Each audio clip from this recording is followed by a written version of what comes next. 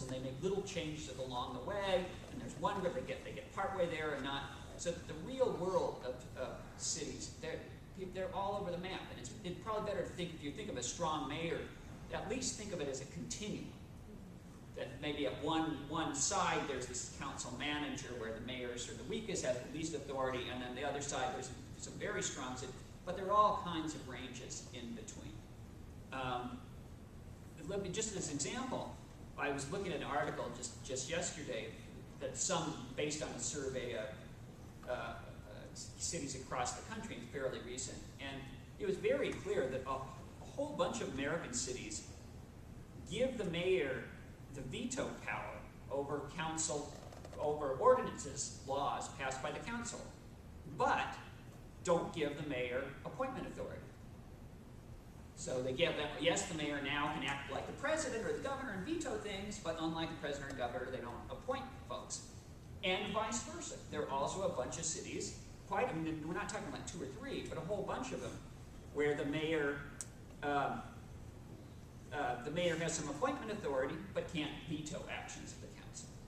So there's all kinds of permutations, and one of the implications is for Sacramento is, given that, there is a lot of room for compromise, at least theoretically.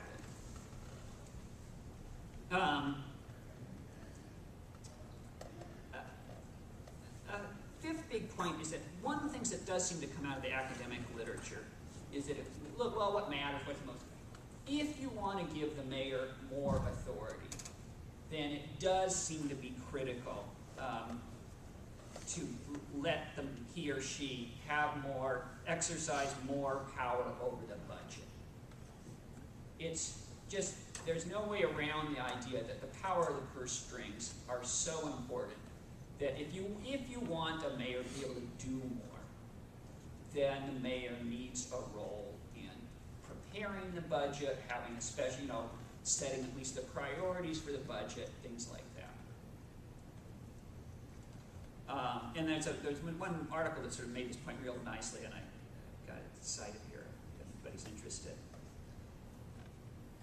And I guess the last point I'd make is I call this, be careful what you wish for.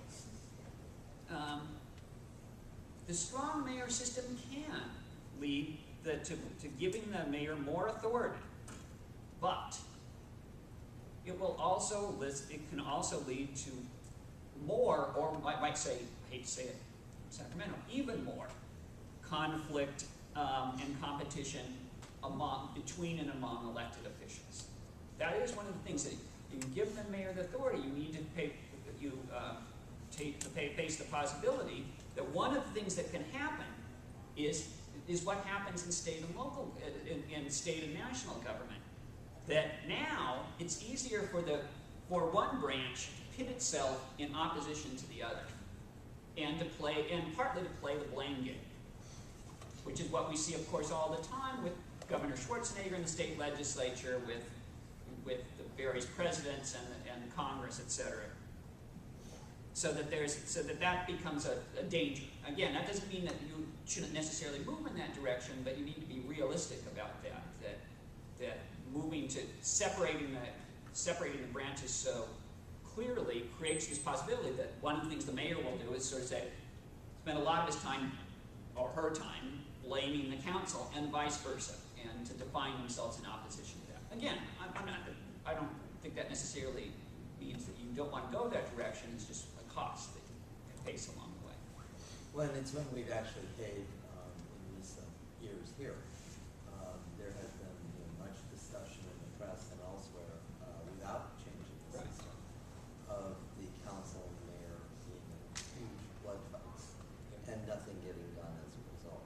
Now, one question and I want to open it up to you because we really want you guys to tell us what you want to know, if anything. So one of the things that I'm concerned about, and it's one that my class this semester addressed, is the major criticism of this, other than the mayor's ambition, which was an early criticism, was that people didn't really know what it did. There was no socialization of it. People did not have an opportunity for input.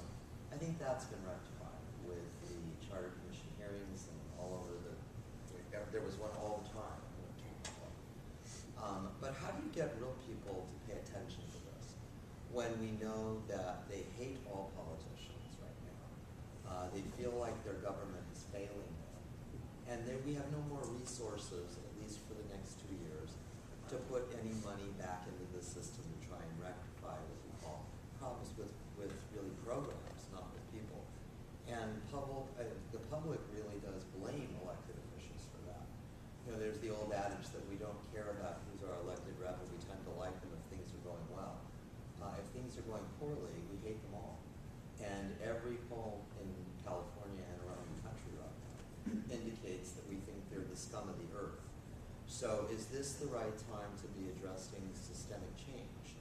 Which I happen to think some of it is needed, and I agree with Ted and with Tim.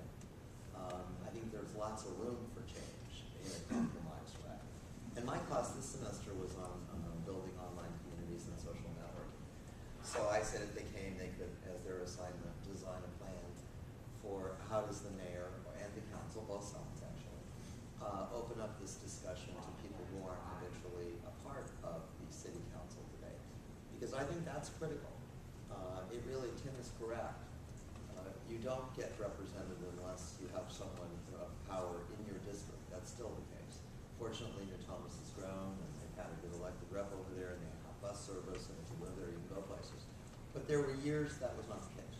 There were years when Sac State wasn't really a part of the grid. And to his credit, I think the mayor and Heather have really made a difference, both in how we are treated. So we'd like to open it up to you. What do you care about relative to this issue? You're going to be living here long after we are, and it's sure a heck of a lot better place than it used to be. When I moved here, it was Cowtown.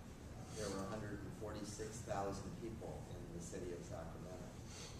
And it's huge now, and it's a major metropolitan area. And when you count the counties and the surrounding areas, you know, Sacramento is a metropolis. And how are we best served? I mean, I think it is a critical question, and we're right to ask it. So what do you want to know? What do you think? Don't all speak at once. And you can talk loud. We don't need a mic. We're small enough. I want to know with the strong mayoral system, what will the role of the city council be after this? What power will they have? Why are we going to be interested in electing those officials if almost all the powers can be transferred now between the city manager and the mayor? Well, in any version of the strong mayor system, the council retains power to pass ordinances and approve budgets. So it's you know, the difference. So there will still be, and there will still be a lot of constituency services that are done at city council offices.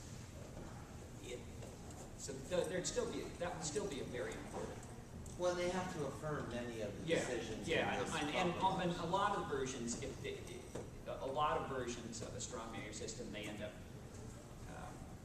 you end up approving appointments. But there's still, nobody wants to, you know, you're still talking about laws and budgets and all that kind of stuff. And Tim's point, I think, is a relevant one. We'd be better served when everybody ran not for a district. You know, that's an alternative way of structure.